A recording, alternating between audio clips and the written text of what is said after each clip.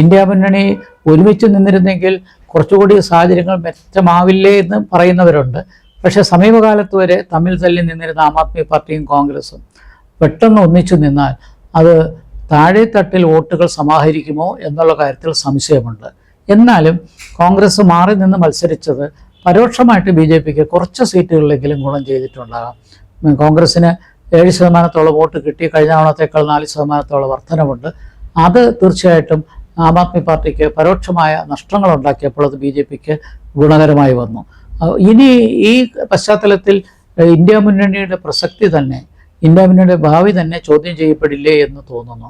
കാരണം എല്ലാ പാർട്ടികളും അവരവരുടെ സ്വന്തം നിലയിൽ നിന്ന് മത്സരിച്ചു. അതുകൊണ്ട് തന്നെ പ്രതിപക്ഷ മുന്നണി എന്നുള്ള ആശയത്തിന് വലിയൊരു വെല്ലുവിളി ഉണ്ടാകുകയാണ്.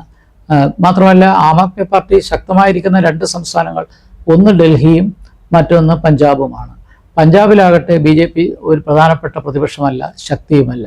അപ്പോൾ അവിടെ കോൺഗ്രസും ആം ആദ്മി പാർട്ടിയും തമ്മിലാണ് മത്സരം. അപ്പോൾ ഡൽഹിയിൽ കോൺഗ്രസ് ഒട്ടെ പ്രസക്തിയുമില്ല.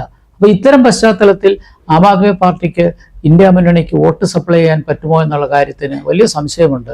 അതുകൊണ്ട് തന്നെ പ്രതിപക്ഷ മുന്നണിയിൽ ഒരു ഒറ്റക്കെട്ടായി നിൽക്കുന്ന ഒരു വികാരം ആം ആദ്മി പാർട്ടിയുടെ കേഡേഴ്സിൽ നിന്ന് ഇന്ത്യ മുന്നണിയിലേക്ക് വരുമോ എന്ന് സംശയമുണ്ട്. മറിച്ച് കോൺഗ്രസിനും ഇന്ത്യ മുന്നണിയെടുത്ത് പരാതിയും പരിഭവവും ഉണ്ടാകും. അതുകൊണ്ട് തന്നെ ഇന്ത്യ മുന്നണിയുടെ കെട്ടുറപ്പ് ഈ തെരഞ്ഞെടുപ്പ് കഴിയുമ്പോൾ കുറച്ചുകൂടി ദുർബലപ്പെടാനാണ് സാധ്യത. ഡൽഹി തെരഞ്ഞെടുപ്പിൻ്റെ ഒരു സന്ദേശം അതുതന്നെയാണ്. കേന്ദ്ര ഗവൺമെൻറ് മോദി ഗവൺമെൻറ്റിനെ കുറച്ചുകൂടി ശക്തി ആർജിക്കാനുള്ളൊരു സാഹചര്യമുണ്ടായി. കഴിഞ്ഞ ഹരിയാനയും മഹാരാഷ്ട്രയിലെ വിജയത്തിന് ശേഷം ഡൽഹിയും നേടിക്കഴിഞ്ഞു.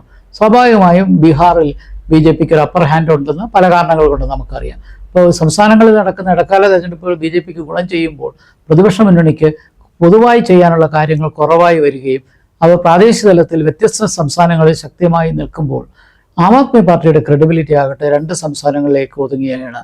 മറ്റു ചില പോക്കറ്റുകൾ അവർക്കുണ്ട് എന്നുള്ളത് മറക്കാതെയല്ല ഈ പറയുന്നത്. എന്നാലും പഞ്ചാബും ഡൽഹിയും അപ്പുറം വലിയ ശക്തിയായിട്ട് ആം ആദ്മി പാർട്ടിക്ക് വളരാൻ കഴിഞ്ഞിട്ടില്ല. അതുകൊണ്ട് തന്നെ ഒരു ദേശീയ പാർട്ടി എന്നുള്ളൊരു ലേബൽ ഉണ്ടെങ്കിലും അത് ബലത്തിൽ അതൊരു സംസ്ഥാന പാർട്ടിയായി കുറഞ്ഞു വരികയാണ്. ഈ തെരഞ്ഞെടുപ്പ് BJPയുടെ മുറയിൽ വളരെ ശക്തി ആർജിച്ചു.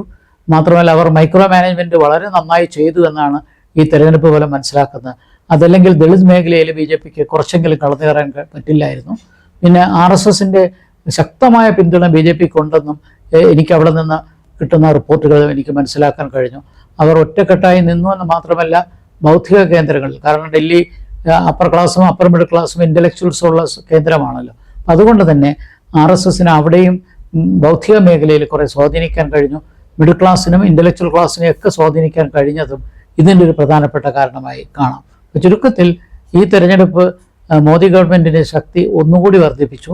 പ്രതിപക്ഷത്തിൻ്റെ ഐക്യത്തെ വലിയ രീതിയിൽ ചോദ്യം ചെയ്യുന്ന രീതിയിലാണ് ഈ തെരഞ്ഞെടുപ്പ് വിധി സമാപിച്ചിരിക്കുന്നത്.